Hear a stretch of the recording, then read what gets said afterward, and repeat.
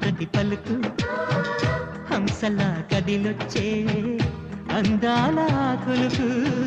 వెన్నెలే అలిగేలా అతని చిరునవ్వు చీకటి చెరిగేలా ఆ కంటి చూపు